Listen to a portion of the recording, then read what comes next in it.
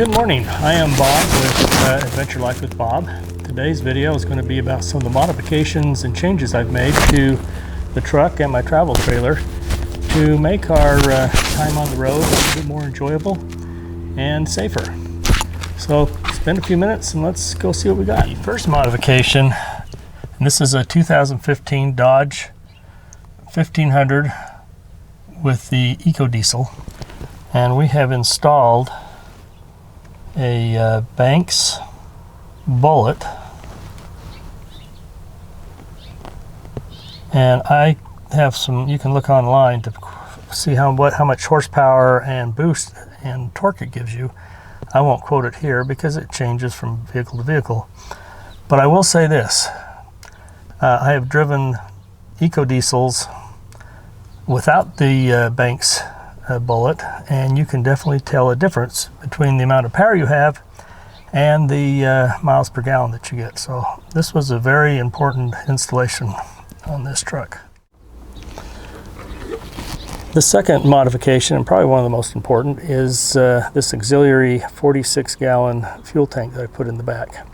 And as you can see, I went with 46 gallons, and it is a Aluminum Tank Industries incorporated tank. It's designed to fit under a pickup truck bed cover, and it does just that. And the reason I did that is in the stock form, without pulling a trailer, this truck has 26 gallons, which gives me anywhere between 650 and 700 miles between fill-ups. And I'm getting anywhere from 16 to 20 or 26 to 28 miles a gallon, and which is great. But I put this trailer on, which weighs, and it's a Freedom Express Coachman. It's a 20-footer, so it's not really big. It weighs about 6,000 pounds. But my miles per gallon go from roughly 26 to 28 down to 10 to 13. And I travel a lot in the evenings and at night.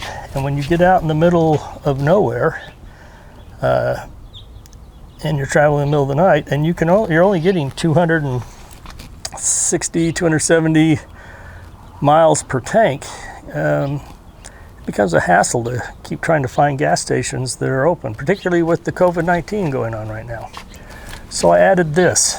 This gives me 76 gallons. Now you got to take away, I've taken away, say 5 gallons of fuel. That's being very conservative, that is not usable.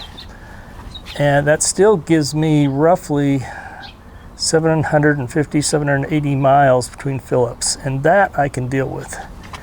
And along with this fuel tank, I bought an adapter that ties in the fuel flowing from here into the filler line of the gas where you normally fill up. And it has a valve in there that's supposed to automatically shut off when the fuel flowing from the auxiliary tank into the main tank gets full. It's supposed to stop it from flowing. Well, I noticed that when that tank is all the way full, it just flows and you'll have fuel coming out. So I put an electric on-off valve down below, a solenoid valve, that I can turn it on and off from inside, which you can see the switch right there. And what I will do is I will drive along until I'm about half empty of my main tank. I'll flip on the solenoid to start draining fuel out of the auxiliary tank, and I'll just monitor the gas level with the fuel gauge, and when I see it hit full, I turn it off. And I'll be able to do that 3 or 4 times, and then that last little bit, as the fuel gauge starts to get down, I know it's time to stop for fuel. As I said before, this extra fuel gives me anywhere from 750 miles per fill up to almost 800, depending on the terrain, pulling the trailer. But if I'm not pulling the trailer, I'm getting anywhere from 1,780 miles to almost just short of 2,000 miles between fill-ups. And it is, we just took a trip down to Ingram, Texas for a bison hunt, and it was great to go all the way down to Ingram, Texas, and then I filled up and drove all the way back. So it's nice.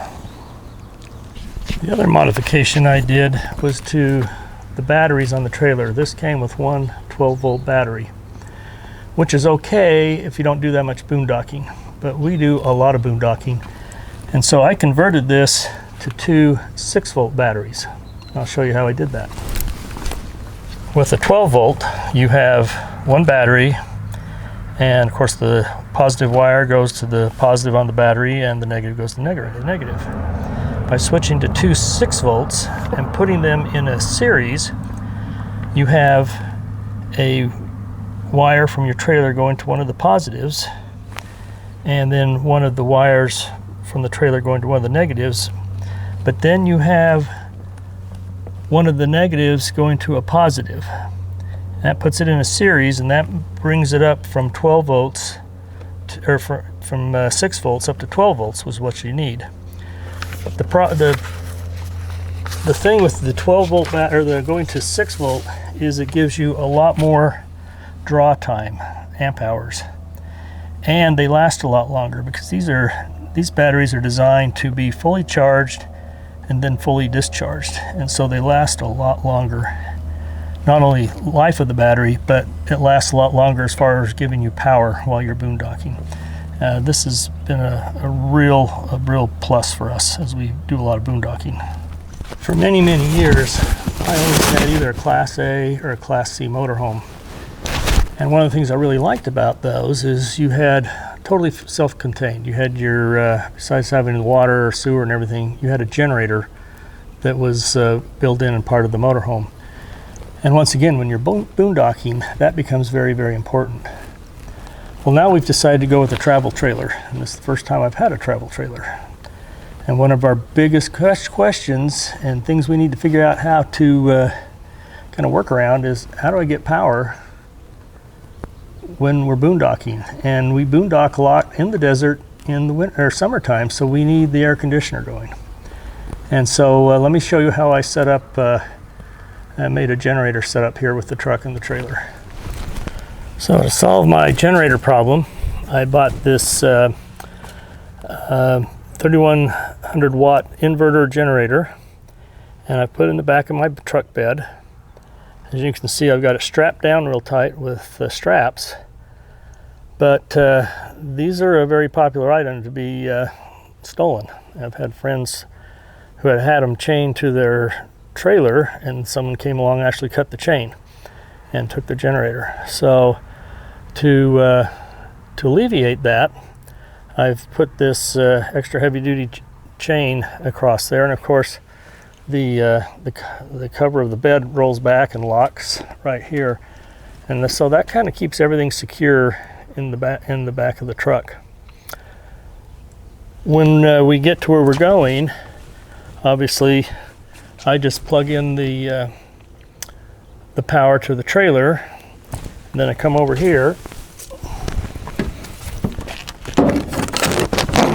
and plug this in, and of course I always open the bed of the truck when I start this, at least halfway. And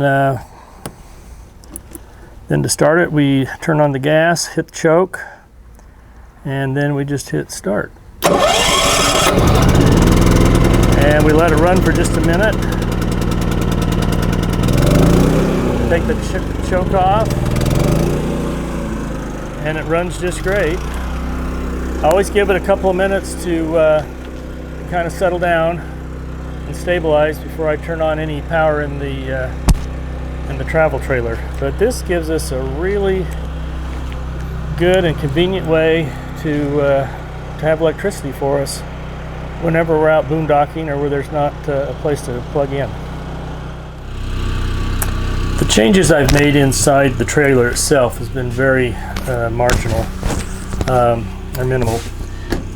I put an extra shelf in there so we can have a convenient place to put our water bottles down below and paper towels. And then when we're sitting at the table, it's nice to be able to put things down on the floor, or down on the side where we get to them quickly, but not on the floor itself. And so I built this little bench right there, goes across, still allows the table to go up against the wall, but we can put boxes of food or camera gear or whatever we want to have close by while we're working at the table, but don't want to clutter up the table itself or the benches. So that's been really good too. Other than that, as you can see, we've been marking off where we've been, and we haven't been to many places with this yet. Numerous trips to Utah, Arizona, New Mexico, and Texas. But tomorrow we'll head for Wyoming, Idaho, and Montana. So we'll add a few more there. We have really enjoyed the travel trailer, which is something I was really struggling with whether this would work for us or not, considering that we've been used to motorhomes. But when I've had my motorhome and there was places I wanted to go and explore but did not want to drive the motorhome over the place, I either had to pull my Jeep or I'd had a light trail bike that I just mount on the bumper. As I've gotten older, I wanted something a little bit more comfortable, and I do like to now get someplace and stay for a while and yet have a vehicle to drive around and explore and do sightseeing. And so far we've really enjoyed having the travel trailer instead of the motorhome. We're going to try this for a while, and we will definitely have some more videos on our trips, and we'll decide whether we want to stay with the trailer or whether we want to switch back to a motorhome. Hope you enjoyed our quick little video on some of the modifications I've done. Our next video that has to do with RVs will be on kind of a checklist that I go through every time we load up and get ready to go, to make sure that both the truck and the trailer are ready to go, and all the required maintenance has been done, so we have no problems while we're traveling. Again, thank you for watching our video. If you liked it, please hit the like button and subscribe to our channel, Adventure Life with Bob. Thank you.